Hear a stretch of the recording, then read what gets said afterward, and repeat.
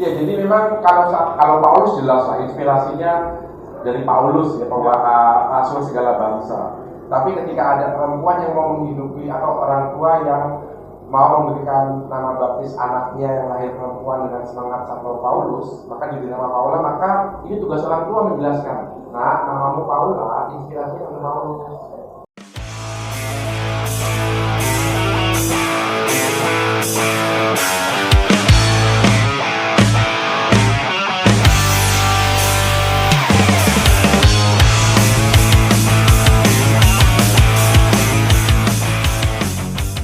Sobat Katolik Rock dimanapun Anda semua berada, jumpa lagi dengan kita berempat, Katolik Rocknya 3 dan Romo Uutnya 1 di Katolik Rock. Memang Romo Uut itu narasumber yang setia sama Katolik Rock ya? Iya, ini. Ada hidden agenda. Tapi yang dalam konteks baik. Itu adalah mengajarkan bagaimana berteologi tipis-tipis, bagaimana membela iman tipis-tipis, dan bagaimana menumbuhkan iman tebel-tebel. Masa tipis-tipis ya kan? Muaranya satu, Apa itu? berani mengakui eksistensinya sebagai orang Katolik Cakap, dan amin. pengikut Kristus yang Iya sejati. dong, Jangan malu-malu ya. jangan malu-malu. Saya sering berdoa di KRL buat tanda salib. Wah, keren tuh. Ya habis orang yang lain pakai atribut keagamaan boleh, masa aku Saya nggak boleh? tadi sip. Hidup KRL, bukan ya? Hidup angker. KRL Katolik Rock! Loh. Katolik Rock loh. Mantap. Mau ini kali ini nih kita mau bahas karena beberapa kali di dalam podcast kita dahulu ada salah satu komen yang ya komen nyinyir juga mungkin orang Katolik nyembah patung. Wah, gue udah sempat menjelasin dengan teologi tipis-tipis bahwa beda menghormati dan menyembah gitu ya. Tapi ya biasalah orang kan. Iya. Nah, terus sekarang kita juga pengen menularkan kepada sobat Katolik Rock di luar sana ya tentang perantara doa nih temanya. Iya. Jadi kayak kenapa sih? Langsung kita masuk ya pertanyaan Iya. pertama. Iya. Kenapa sih umat Katolik menggunakan patung di dalam doa mereka? Iya. Iya, kenapa menggunakan patung? Jadi pertama itu bukan hal baru. Jadi bukan orang Katolik saja yang menggunakan patung dalam kehidupan spiritualnya. Bukan orang Katolik memulai, juga bukan orang Yahudi yang memulai. Ini kayak semacam apa ya? Semacam kebutuhan manusia untuk bisa mengalami kehadiran yang rohani, butuh bantuan yang duniawi. Contoh konkretnya begini, bisa nggak orang itu punya ide tentang Tuhan tanpa memikirkan satu kata untuk menyebut nama Tuhan? Itu nggak mungkin. Kok gitu ergo sum? Ya nggak bisa kan? Nggak bisa. Nggak bisa. Jadi kalau ada pengalaman, kalau nggak dikasih nama, itu pengalamannya akan hilang gitu kan. Maka menarik kalau kita lihat kitab Kejadian, Adam dikasih tugas memberi nama kepada hewan. Supaya apa? Supaya hewannya itu betul-betul ada, betul-betul konkret, betul-betul hadir secara manusiawi. Maka kita butuh yang namanya sarana duniawi manusiawi. Bisa dalam bentuk kata, bisa dalam bentuk patung juga. Maka yang rohani itu harus kita alami secara manusiawi melalui juga yang indrawi, termasuk patung. Maka sudah menjadi kebutuhan manusia untuk mengalami kehadiran yang rohani melalui hal-hal yang duniawi, termasuk patung. Bangsa Yahudi kan juga punya, bukan jatuh kan? Aduh, Ini jangan jatuh, ini enak soalnya. tangannya mau udah lapar loh. Iya. Baru ngomong kecil banget ya? Iya, jadi kembali ke laptop ya. Dikasih lihat lagi. Jadi, orang Yahudi sekalipun gitu kan ya, itu pun nggak bisa terpisahkan dari sarana yang disebut patung. Kita lihat misalnya tabut perjanjian itu kan juga bisa kita katakan patung. Sarana, Simbol ya, simbol duniawi yang kelihatan kasat mata untuk membantu orang Israel mengalami kehadiran yang ilahi. Memang tabut perjanjian itu 2 loh batu itu udah dibawa begitu aja kan enggak, dimasukkan dalam kotak. Di kotaknya ada patung Cherubim, cherubim dan serafim itu. Maka lihat sudah sejak tradisi Yahudi Perjanjian Lama mengalami kehadiran Allah pun membutuhkan sarana manusiawi, sarana duniawi yang kelihatan dalam bentuk patung. Juga ketika Musa diminta membuat ular tembaga supaya Israel yang kena patok ular itu tidak mati tapi selamat. Buat patung lagi. Itu maka kehadiran patung secara manusiawi kita butuhkan, tetapi bukan objeknya bukan patungnya sendiri, tapi patung sebagai sarana bantuan untuk mengalami kehadiran yang rohani. Sederhananya begini, saya kan Romo Pamong nih kan ya. Sebagai Romo Pamong yang baik, saya kan kangen sama frater-frater kalau jauh. Ya. Apa yang saya buat? Saya bawa foto para frater itu dalam HP saya. Kalau saya kangen, saya lihat foto para frater. Rasanya aman. Itu alat bantu supaya kerohanian saya, yaitu kerinduan dengan para frater, bisa terobati dengan melihat foto itu. Demikian juga dengan patung. Dengan adanya patung Orang Kudus atau patung Tuhan Yesus, kerinduan kita untuk bercengkrama, untuk berelasi dengan yang tak kelihatan itu bisa dibantu, bisa terobati. Sederhananya begitu. Ini curiga gue kalau bawa foto frater. Ini mah ngabsen gimana? Iya. si ini nih biasanya ini udah ini belum ya? Enggak, fotonya itu udah di handphone, dipencet. Kamu di mana? Enggak, soalnya dia lagi di depan itu absensi. Kok masih nggak ada? Jadi di frateran itu ada absensi, nama sebelah paling kiri itu nama frater, sebelahnya itu ada tulisan ada dan tidak ada. Tidak ada itu kemana gitu. Kok dia masih kolom tidak ada tapi tidak ada keterangan. Iya, nah itu belum Kamar lalu. gelap.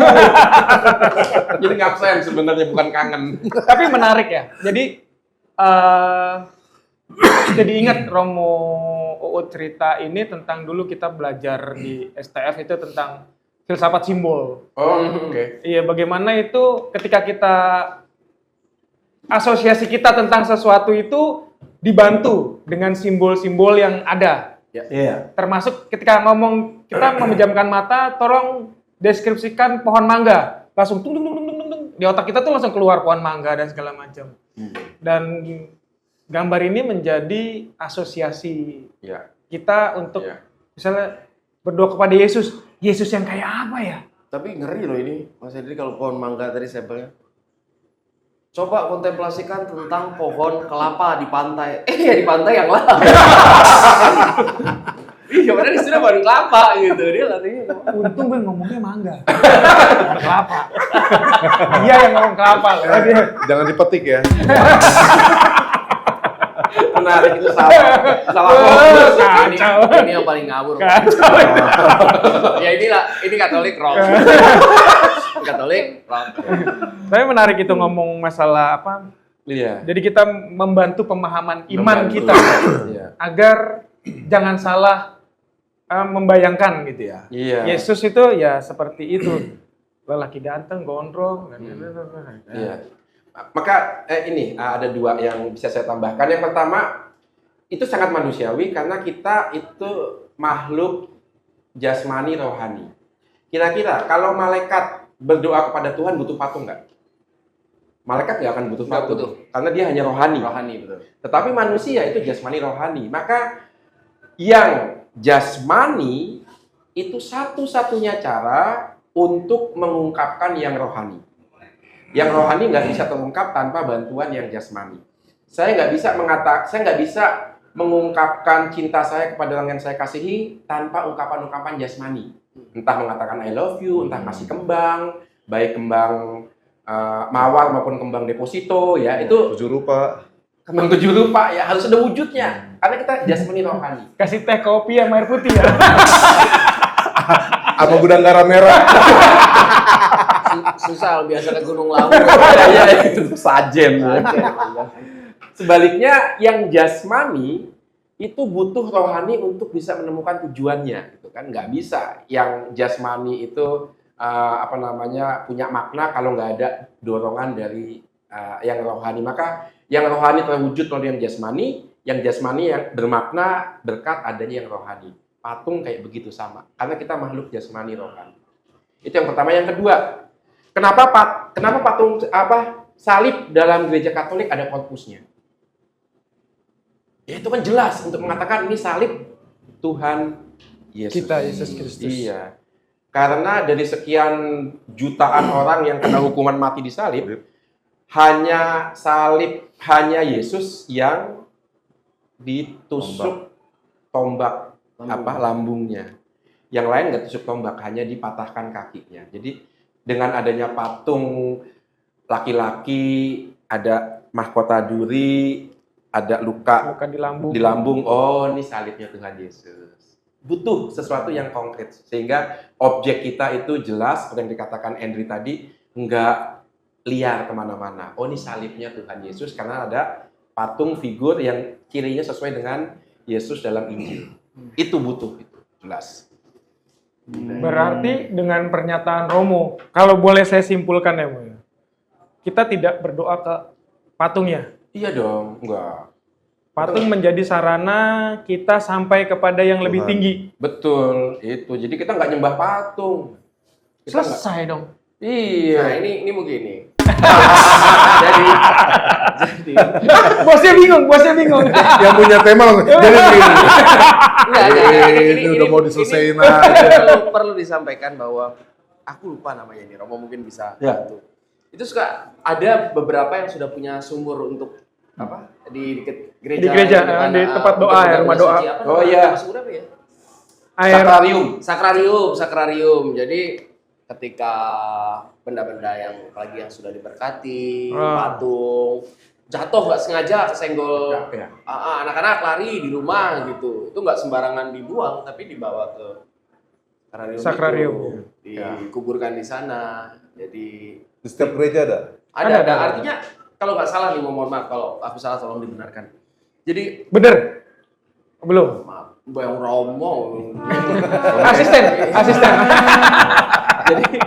jadi memang ketika kita berdoa nih, patung Bunda Maria misalnya, kan kita nggak mungkin membayangkan yang retak wajahnya. Jadi kalau sudah ada retak di rumah, ya dipindahkan ke sakrarium tadi. Artinya tidak dibuang sembarangan, bahwa yang kita imani Bunda Maria yang mulus ini semua. Jadi nggak diletakkan pada tempatnya. Artinya ketika misalnya orang sudah membuang, wah jangan takut gini. Jangan-jangan kamu ya, satu mungkin nggak paham gitu, kedua mungkin ini udah mengkultuskan satu benda tersebut. Betul, berhenti pada bendanya, Berhenti tidak pada sebagai bendanya. sarana. Betul. Tapi kalau saya pribadi sih mandangnya beda ya. Kalau saya lebih kerasa iman, Rom. Kalau yang sakrarium ya. Kalau itu patung pada dirinya tetap patung. Betul. Apapun wujudnya tetap patung. Tetap patung. Bukan kita tidak berdoa pada itu. Jadi kalau rusak kita buang pun dalam konteks ngomong begitu tidak ada masalah. Iya. Tapi rasa imannya yang bermasalah. Betul. Nah, jadi kok kayaknya gue nggak ngehargain gitu. Gimana sih? Walaupun hanya patung, Iya. kan emang pada dirinya patung kan, dibuang, dihancurin, ya Ya sudah, patung. ya patung, Ya. tetap patung gitu. Tapi kok rasa imannya menjadi sedikit Ya. ternodai gitu. Betul. Ya. Ya sama kayak foto bapak ibu kita lah, ya kan? Ini nggak tega. Itu kan cuma foto. Ya. Kalau secara ilmiah itu kan cuma kumpulan benda, objek-objek, atom-atom yang kita Kertas. inderai lalu ditafsirkan ini gambar. Identifikasi sebagai A, Iya, B, C, D. Iya. Tapi kan alasannya itu loh. Rasa imannya itu. Iya, jangankan patung Bunda Maria, foto orang tua kita yang manusia sehari-hari aja kita nggak tega kok. Karena ada relasi, asosiasi yang begitu erat dengan sesuatu yang paling intim dalam diri kita. Entah relasi keluarga, entah relasi iman. Itu yang membuat kemudian patung itu menjadi istimewa. Bukan pada patungnya, tapi relasi Iya. yang terbentuk ketika dibantu dengan penggunaan patung itu. Maka mungkin yang bisa menarik adalah, Romo, kenapa di Katolik patung-patung diberkatin? Ya kalau cuma patung, ngapa mesti minta diberkatin? Rosario diberkatin. Bahkan tidak hanya patung dan rosario. Saya pernah ikut perayaan Natal Ekumene di Kementerian Dalam Negeri. Saya hadir dengan beberapa pendeta HKBP. Pendeta HKBP itu bilang kepada saya, Romo Katolik itu hebat ya. Kenapa Bapak Pendeta? Ulos diberkati. ulos aja diberkati. Nah itu gimana itu Romo? Nah, kenapa itu? Kok kita minta berkat untuk patung, berkat untuk rosario? Saya tuh pelakunya. Oh, berkatin? Ulos berkatin. Oh iya? Oh, kenapa kok? Di kementerian? Enggak. Dia ngundang kalau nggak salah. Di dalam negeri dong. Itu gimana ininya? Tujuan, maksud, dan maknanya? Iya, kenapa kok minta diberkatin ulosnya? Kan bukan Benda rohani. Iya. Enggak tahu, lupa lu kenapa. Weh, ini rock bener. Tapi enggak apa-apa kan? Nggak apa-apa. Benda tapi ulos untuk tradisi Batak kan bukan sekedar tenun ya. Betul. Iya. Dia nilai punya nilai sakral. Jadi secara budaya ini pun bukan benda sembarangan. Artinya memang dikhususkan untuk yang rohani. Maka dengan memberkati benda-benda yang mau kita gunakan dalam doa, kita mau mengatakan bahwa satu, ini benda bukan benda sehari-hari. Maka perlu ada tindakan publik memperlihatkan ini bukan benda biasa. Maka diberkati. Maka sejak saat itu kemudian benda ini akan diperlakukan secara istimewa karena dipakai untuk relasi saya dengan yang non indrawi, yang tidak kasat mata, itu yang pertama. Yang kedua, dengan demikian juga kita sendiri terbantu oleh benda itu dan kita yakini Allah bisa bekerja melalui benda itu. Allah bisa bekerja melalui hal-hal rohani yang sifatnya duniawi tapi sudah diberkati. Itu sebenarnya juga bukan hal Katolik karena kita belajar juga dari orang Yahudi kan. Kenapa sih tabut perjanjian begitu ditakuti ya kan? Iya. Ya bukan karena tabutnya tetapi Allah sendiri sudah mengatakan bahwa itu menjadi simbol atau tanda yang membantu orang Israel mengalami kehadiran Allah. Bait Allah kenapa sih sangat dihormatin? Bahkan Stefanus yang mengatakan Bait Allah akan dihancurkan, dihukum mati. Betul. Saking kudusnya Bait Allah. Karena orang Israel menghayati tapak kaki Allah di dunia, itu ada di Bait Allah. Itu kan juga benda. Nah itu, maka benda-benda suci itu tidak hanya dikhususkan, tetapi memang bisa menjadi medium, perantara. Membantu orang untuk mengalami kehadiran yang ilahi. Contoh yang paling terakhir, penghayatan orang Ortodoks dengan ikon. Oke. Untuk kita, orang Katolik Barat, ikon itu lukisan. Ya. Lukisan yang indah, lukisan yang suci. Untuk orang Gereja Timur, ikon itu betul-betul bukan hanya lukisan, tetapi sarana yang membantu orang untuk mengalami kehadiran Allah. Maka punya sifat sakramen ikon. Makanya nggak sembarangan melukis ikon. Ada upacaranya, ada apa namanya kode-kodenya. Kalau kita lihat ikon Ortodoks itu selalu backgroundnya kuning. Iya. Kemuliaan, emas, ya kan? Itu ada, karena memang ini nggak sembarangan. Ini bukan sekedar lukisan, tetapi benda duniawi dibuat oleh orang duniawi, manusia di dunia ini, tapi Allah bisa menggunakan itu untuk membantu kita mengalami kehadirannya.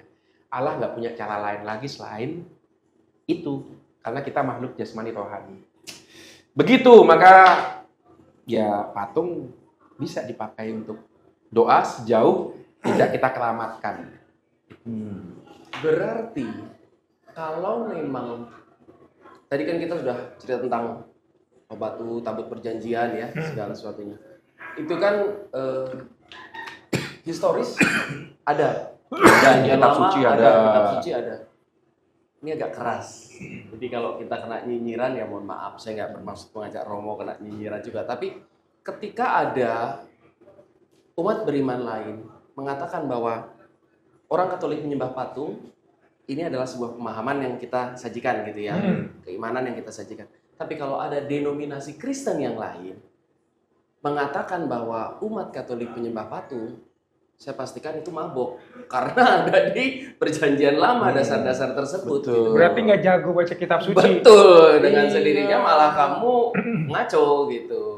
Atau rumus tafsirnya beda.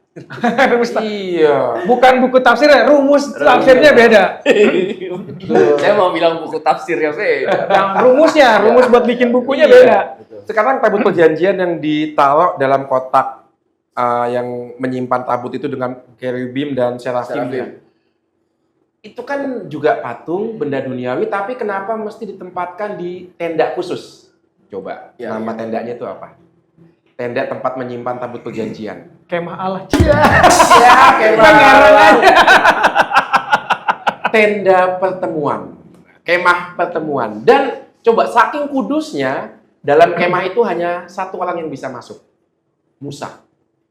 Coba kalau orang Yahudi yang menjadi akar iman dari kekristenan, itu pun punya tempat khusus yang namanya patung serafim, kerubim serafim itu untuk menyimpan tabut perjanjian, dan itu begitu dikuduskan. Kenapa sekarang ketika orang Katolik juga dibantu oleh patung itu untuk mengalami kehadiran yang ilahi lalu dikatakan menyembah patung? Kenapa kita nggak bilang orang Yahudi nyembah patung? Padahal itu dikhususkan juga, ada tendanya segala dan hanya Musa yang bisa masuk. Nah sekarang yang menarik, yang namanya kemah pertemuan yang menyimpan tabut perjanjian itu diterjemahkan dalam bahasa Latin. Namanya tabernakel. Oh, itu. Tahu kan lah sekarang artinya? Tabernakel. Diganti dong, maaf Romo, diganti dong. Sama-sama paham kan sekarang? Kasihan anak bontot kenapa baru Langsung dulu nih gua. Baru tahu kan? Ya. tabernakel. Ya, tabernakel dulu menyimpan tabut perjanjian, sekarang tabernakel menyimpan tubuh Kristus, sang penggenap perjanjian itu sendiri. Maka kalau dituduh orang Katolik menyembah patung, baca dulu perjanjian lama dong. Benar. Kenapa kita nggak menuduh orang Israel menyembah patung?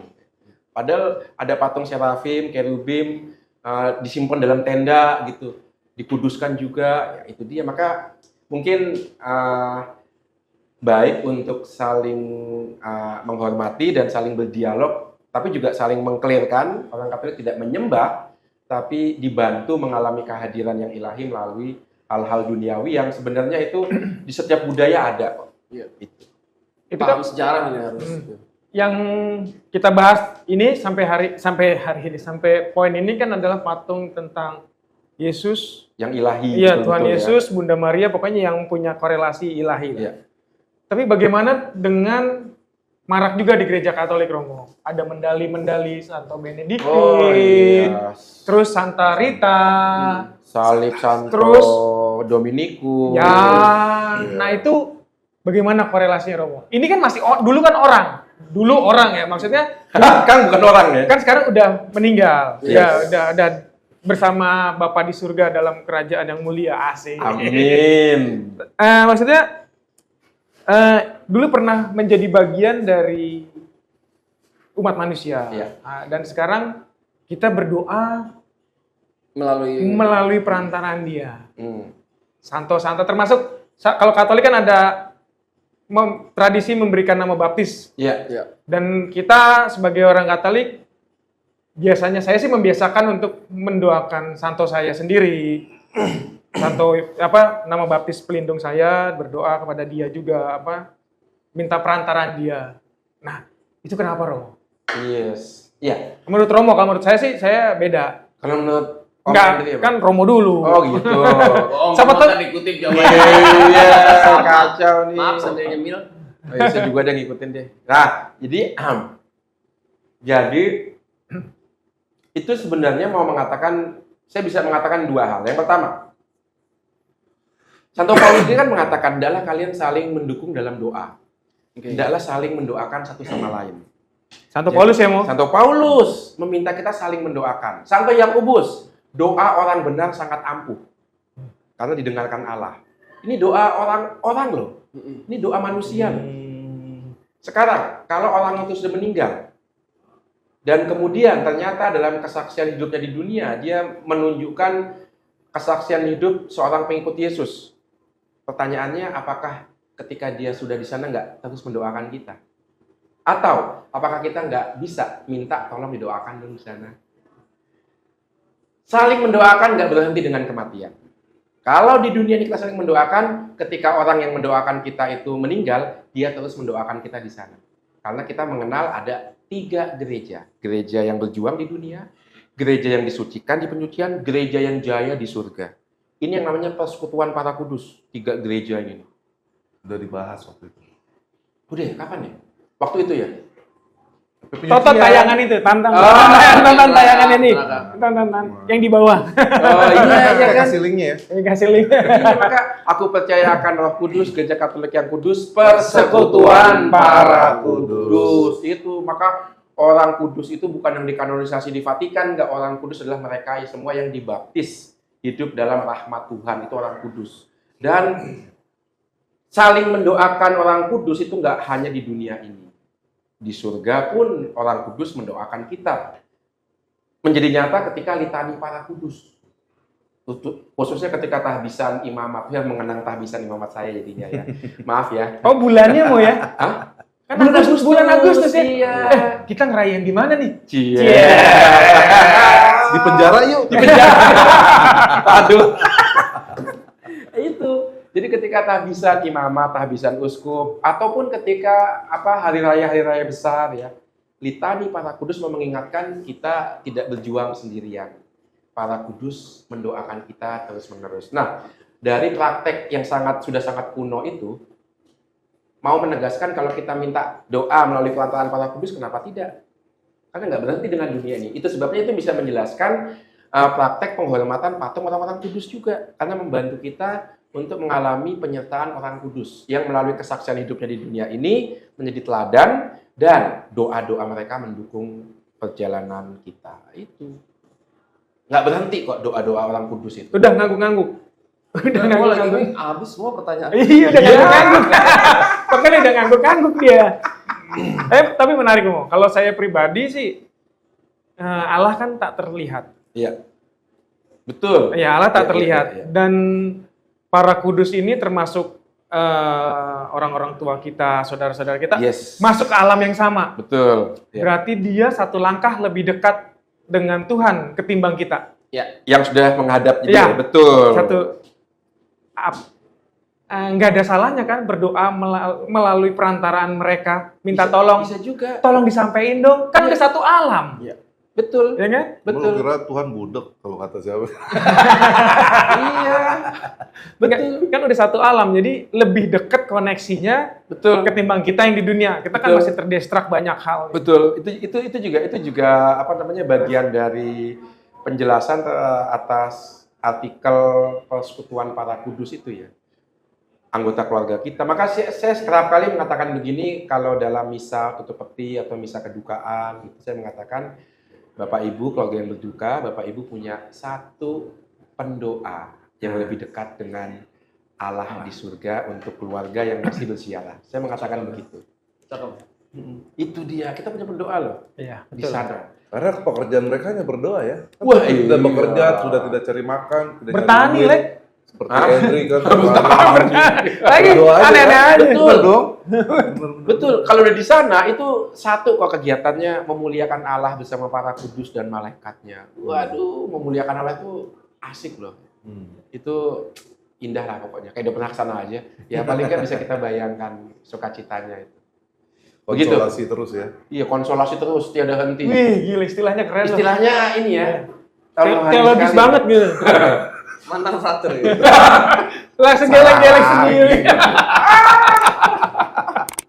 Jadi dan ini menarik, mungkin bisa dibahas juga. Sejak kapan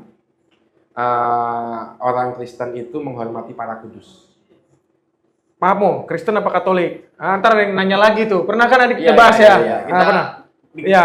Iya. Distingsi yang Jadi sebenarnya kan Katolik itu kan Kristen kan? ya? Iya, bagian dari kekristenan. Jadi istilah Kristen itu kan ada dalam kitab suci.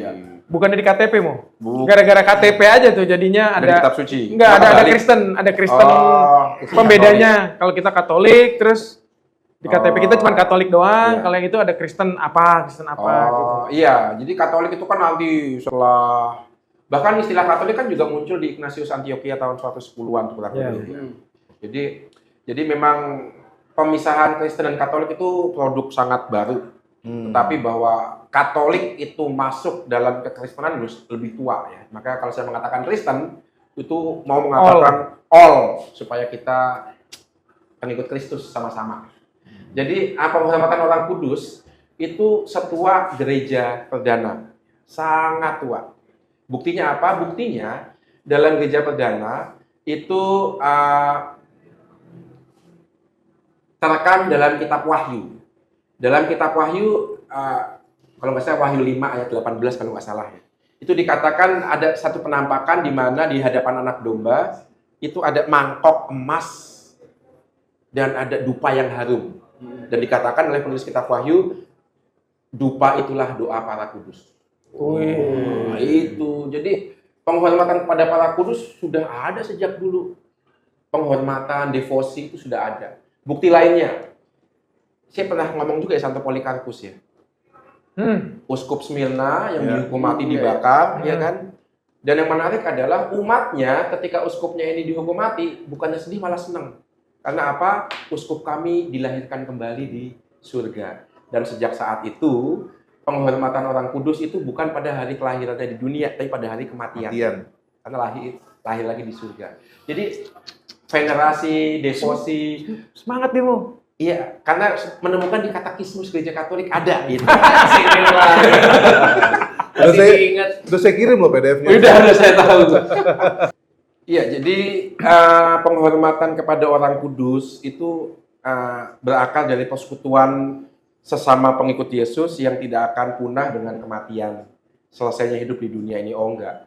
Relasi, cinta itu tidak habis dengan kematian. Demikian juga saling mendoakan. Maka penghormatan kepada orang kudus mau menampakkan relasi yang enggak hilang dengan kematian. Makanya sekarang saya nyebut Katolik ya, karena itu dijaga dalam gereja Katolik. Betul. Makanya venerasi, devosi kepada orang kudus mau mengungkapkan itu, relasi kita dengan orang-orang yang memberikan teladan yang bagus, itu terus berlanjut juga kalau orangnya itu sudah tidak hidup lagi di dunia ini. Itu yang mau diungkapkan dengan devosi, penghormatan orang kudus juga dengan menggunakan patung-patung itu. Tapi hati-hati, kita bisa jatuh ke dalam penjimatan ya. Jimat itu. Lanjut nih. Itu kalau pokoknya kalau nggak ada patung ini, gue nggak yakin. Nah, itu bahaya itu. Gue bisa kacau nih kalau nggak ada dia nih. Iya, bisa kacau nih. Wah, itu seolah-olah patung itu punya kekuatan magis ya. Enggak, bukan begitu caranya ya.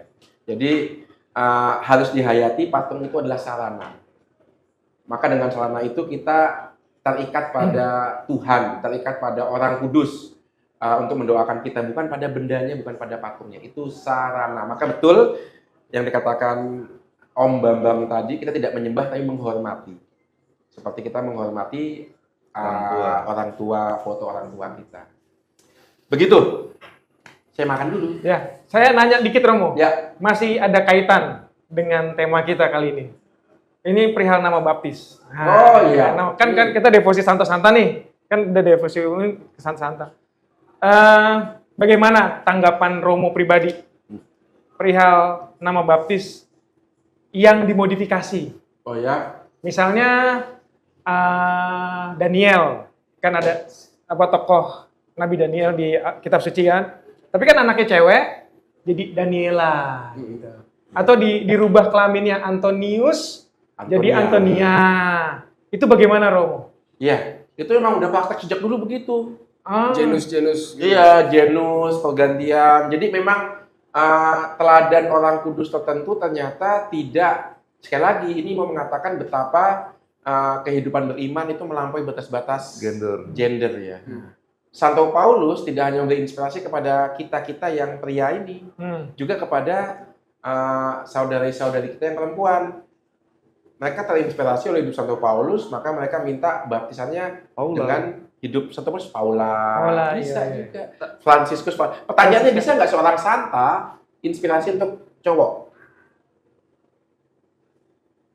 Bernadettus. Kalau Bernadetta emang dari Bernardus ya cowok. Oh gitu ya? Iya. Tapi kan ada juga Bernadetta. Santa Bernadetta juga ada. Ada Santa Bernadette. Kalau dulu seingat belajar bahasa Latin, memang ya memang karena dia sampai menentukan genus kan. Contoh kalau kita ini obat ya. Sedotan. Udah makan belum? Kita nggak tahu keterangan waktu. Tapi kalau kita nyebut misalnya bahasa Inggris ya, misalnya lunch, udah tahu yang ditanyain makan siang. Tapi kalau sampai bahasa Latin, aku nggak tahu benar apa salah. Karena kalau misalnya apa ya, seingatku kayak gajah lah, Elepantus. Elepanta katanya kayak gajah betina gitu. Iya, jadi dia bisa nyebut sampai ke gendernya gitu. Derek sampai Iya, yang saya tahu itu misalnya Yasinta. itu kira-kira aslinya cewek atau cowok? Ternyata ada Santo Jacintus, seorang martir di Roma. Lalu kemudian kita lebih terkenalnya taunya Jacinta. Jacinta. Tetapi Lucia Lucius. perempuan kan, ada cowok namanya Lucius. Bisa jadi cowok terinspirasi oleh hidup Santa Lucia yang menyerahkan semuanya untuk Allah, bahkan ketika ditawari untuk menikah dengan orang yang non Kristen, dia lebih baik menolak. Itu bisa. Lucia menjadi Lucius juga bisa. Agatus. Ada Agatus juga. Agatus. Jadi memang sekali lagi ya, itu inspirasi orang kudus melewati batas-batas tembok sosial, juga tembok-tembok gender. Kalau Santa Rita, Santa Ritus. ada.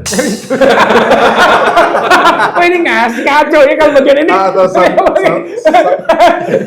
atau Rinto. Main jempol. Tapi istri gua, dia pakai kalung tengkorak nih, Bang. Iya. Depannya tuh ada salib. Kok kamu pakai kalung tengkorak dan salib? Ini tengkorak sih itu sudah dibaptis jadi kalung. Gue terserah dia mau di komen, tapi ini fakta. Ntar juga dateng orang ini tengkorak sius. Tengkorak sius. Aduh, baptis. Kan gue bilang, kok disatuin sih tengkorak sama salib, jadi di belakangnya gitu. Iya, Santa Rita, aduh, saya kurang mengenal hidupnya jadi. Tapi emang sering. Ini main bercanda aja dia. Bisa lihat di videonya mau. Ada ya? Ada. Wih, asik tuh. Thank you. Akan Itu saya lihat. Buatan Henry. Nah, Romo bisa jawab Bisa aja. yang kalau Bagus, mau, bagus. iya kalau Romo mau manuver Cobra, Romo bisa langsung jawab, Romo, mohon maaf ini izin saya beritahu. Oke. Jadi Romo bisa bilang, kamu kan udah punya katekismus. Kelar, Romo. Kelar dia. Katekismus berarti katekisma ya? Lagi. Kacau ya. Iya, semuanya. Tapi menarik maksudnya gini kan, kita tradisi gereja Katolik itu memelihara devosi itu kepada orang-orang kudus. Kita fokusnya ke orang-orang kudus karena kalau patung Tuhan Yesus dan segala macam kan tadi udah gamblang banget tuh Romo jelasin. Tapi kalau yang devosi ini kan suka menjadi semacam berhala baru. Iya. Semacam jimat lah. Kalau beberapa orang tuh, gua harus doa ini biar dikabulin sama Tuhan gitu. Iya. Kan nggak segitunya juga gitu. Bukan begitu arahnya. Iya, Bukan maksud gitu. dan tujuannya bukan itu sampai ke sana gitu. Bukan. Tapi itu kan murni pengantara kita agar doa-doa dan permohonan kita berkesesuaian dengan kehendak Allah gitu. Betul. Itu tepatnya. Bukan memaksakan kehendak Bukan. Allah, tapi Bukan. berkesesuaian dengan Iya. kehendak Allah. Iya. Nah, kalau saya masih kadang-kadang nih, Mo, pemikiran saya pribadi ya. Kalau Santo dan Santa baptis itu dirubah gendernya dari yang cowok ke cewek atau cewek ke cowok gitu ya. Bingung nggak sih itu si Santonya? Oh. Gitu. Bingung nggak sih? Jadi ini anak ngapain sih doa kok? Misalnya nih ya, dengan pemahaman iman saya yang sedikit gitu ya. Banyak kok. Enggak, misalnya kan Santo siapa gitu. Paulus. Jadi Paula. Iya. Santa Paulin. Paula, doakanlah saya. Santa Pauline, doakanlah. Kan nggak ada. Ada nggak ya? Nggak tahu saya. Makanya gue bilang iman gue sedikit. Jadi diganti. Diganti gitu. Iya. Santa Paula. Padahal orang tuanya punya maksud, punya kecintaan lebih terhadap Santo Paulus. Berharap anaknya nanti memiliki sifat-sifat seperti Santo Paulus. Tapi malah anaknya Santa Paula. Jangankan itu, Henry. Gua Alexander. Santo Alexander ada berapa? Tuh bingung gak tuh Santo Alexander yang di atas tuh? Anak sunan yang mana nih? Yang mana nih? Lu doang buat yang mana? Lu kali Santo Patrick itu lagi. Jadi kan secara manusiawi kita mencoba di atasnya. Karena katanya di surga yang tidak ada itu salah berapanya ya? Kedengkian, keserakahan, kebingungan. Jadi nggak ada Berdoa aja udah Henry. Disebut Paula ya, Santo Paulus sudah obat gua. Dia udah tahu. Lainnya ini lari ke sini, ini lari ke sini. Itu jawabannya. Yang bingung kita di dunia. Ya, makanya kan tadi saya bilang Iya. saya sebagai manusia, Betul. ya itu bagaimana gitu. Iya, jadi memang kalau Paulus jelas lah inspirasinya dari Paulus ya, rasul segala bangsa. Tapi ketika ada perempuan yang mau menghidupi atau orang tua yang mau memberikan nama baptis anaknya yang lahir perempuan dengan semangat Santo Paulus, maka diberi nama Paula, maka ini tugas orang tua menjelaskan. Nah, namamu Paula, inspirasinya Santo Paulus. Gitu. Nanti ketika anak yang panggil Paula menjadi orang kudus, ada tuh Santa Paula. Jadi ketika ada anak perempuan terinspirasi oleh hidup Santa Paula, mungkin spesifik Santa Paula. Jadi begitu. Jadi memang tugas orang tua menjelaskan kenapa dikasih nama baptis ini. Siapakah tokoh yang menjadi pelindung nama baptismu. Sekarang saya namanya Carolus. Saya kan bingung nih Carolus Borromeus apa Carolus Wanga. Itu kan dua santo yang berbeda tuh. Carolus Borromeus kita tahu, uskup Milan, orang besar, tokoh besar, ya kan, seorang teolog. Carolus Wanga itu mati perjaka. Dan sama kan pastor. Oh iya. Gue juga Atau ada rencana. Atau ada rencana. Jadi Lain. dia itu dipaksa untuk berhubungan dengan raja. Dia menolak itu, maka dia dihukum mati. Ya, karena mau menjaga kemurniannya. Itu Carolus Wanga. Tapi saya diberi nama Carolus Putranto. Ya, makanya saya bingung kalau yang mana nih, Borromeus atau Wanga nih, ya kan? Dua-duanya saya pakai. Kalau saya lagi ada masalah dengan kemurnian, Carolus Wanga. Kalau ada masalah dengan teolog, Carolus Borromeus. Saya dua-duanya gitu. Jadi Kalau bermasalah dengan Katolik rock, Carolus Borromeus juga ya. Carolus Putranto. Aku ya. ini soal ini. Tapi ini menarik, Iya. makanya kita sekalian aja dibahas gitu ya, biar tugas orang tua Betul. sebagai katekis pertama di keluarga. keluarga itu Iya. menjelaskan Iya. kenapa nama baptisnya dipilih Anaknya ini seperti itu, ya. dan siapa. Ya. Betul. Kalau gua Tapi- Katarina tuh banyak, gua Katarina dari Alexandria. Tapi Katarina. Iya, kalau iya, itu Santo Santa, misalkan tokoh-tokoh di Perjanjian Lama gitu, bisa juga. bisa juga ya. Bisa. Kayak anak saya kan Abigail itu kan istrinya Daud gitu. Iya, bisa. Fikjen kita Samuel. Apa? Fikjen kita kan Samuel namanya. Fikjen. Samuel Oh, Pangestu. Ya. Jadi bisa. Bisa ya. Orang kudus itu kan dianggap kudus karena bisa, istilahnya Ibu Teresa dari Kalkuta, orang kudus adalah Injil yang terbuka. Melalui kehidupan mereka kita bisa melihat campur tangan Allah dalam sejarah orang kudus. Maka para nabi, para tokoh-tokoh bapak-bapak bangsa Yahudi itu bisa. Maka nanti kalau punya anak kasih nama Abraham bisa. Masalahnya kalau pengennya Abraham anaknya perempuan, Abrami. Abraham nih bisa juga. Abrahama. Abrahama, ya itu. Jadi bisa tokoh-tokoh dalam perjanjian lama yang Enggak, gua Sebentar ditanya dia lagi, ini Abraham Lincoln apa ya? bukan. Gua mikir dia tadi, kan nama anak saya Abigail. Kan kita bilang tadi orang tua itu sebagai katekis pertama dalam keluarga. Dalam hati gue yakin mati gue Abigail apa? Apa istri Daud. Istri Daud udah selesai. Gue udah tahu, tapi bisa kan? Bisa. Aman berarti. Aman. Gak perlu Orang bikin kudus nama yang baptis baru. Ada Lama. Baru saya mau ke Dukcapil lagi kan? Gak bisa ya? Nggak bisa. Iya. Nanti kita tunggu orang kudus dari Indonesia. Ada. Misalnya, misalnya yang paling dekat dengan kanonisasi itu Romo siapa ya yang Sanjaya. Sanjaya. misalnya Sanjoyo misalnya ya. Bisa tuh Sanjoyo di dalam kudus. Hmm. Nanti kita bisa membaptis anak kita Sanjoyo siapa gitu kan keren ya. Tapi Sanjaya kan ada juga wangsa kerajaan Jawa. Kan di surga gak ada kebingungan, dia udah tahu. Asik. Iya, Sanjaya atau Mangun Wijaya itu bisa tuh. Endri ya, siapa tahu di dalam kudus. Nggak ngimpi sih, Bu. Nah, ngimpi cuma rencana. Iya. Oke. Nggak ada di angan-angan. Demikian. Demikian ya. Udah clear ya. Senang banget udah dapat pemahaman, dapat kirain dapat ini, teh. Dapat teh juga. Kayaknya begitu Romo, terima kasih banget atas waktunya. Mudah-mudahan nggak Kapok. bosen-bosen, nggak kapok ya. Kita beginilah apa adanya, tapi kita membantu menjelaskan buat kita dan juga buat teman-teman di luar sana. Salam sehat selalu untuk semua, senantiasa berlimpah berkat. Jumpa lagi di diskusi kita selanjutnya di podcast Katolik. Ini cepet dong. Berapa menit ini? Gua kagak tahu.